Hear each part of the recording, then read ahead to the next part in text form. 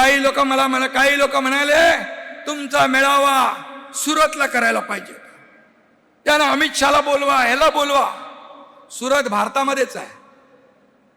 अरे आम्ही तर त्यांना बोलवायला आम्हाला बिलकुल काही वाटणार नाही, पण तुमचा मेळावा तुम्ही पाकिस्तानमध्ये करायला पाहिजे होता, पाकिस्तानमध्ये.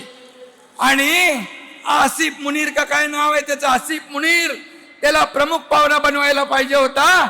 मग तुमच्या पाकिस्तानमध्ये तुमच्या मेळाव्याची हेडलाईन झाल्या असत्या, हेडलाईन, आणि तुम्हाला आनंदाच्या उकळ्या फुटल्या असत्या. कारण तुम्हीच हेडलाईन दिल्या पाकिस्तानला. आपल्या लष्करावर संशय घेतला, लष्कराच्या शौर्यावर संशय घेतला. किती विमानं पडली, किती मिसाईल गेले, किती हे झालं, तेच त्यांनी सांगितलं. बघा, तुमच्या देशातले, भारतातले लोक संशय व्यक्त करतायत की तुम्हीच त्यांना हेडलाईन दिली, त्याच्यात तुम्हाला धन्यता मिळते.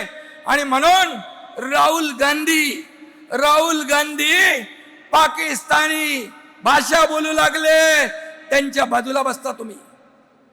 हे देशप्रेम आहे, ही देशभक्ती आहे.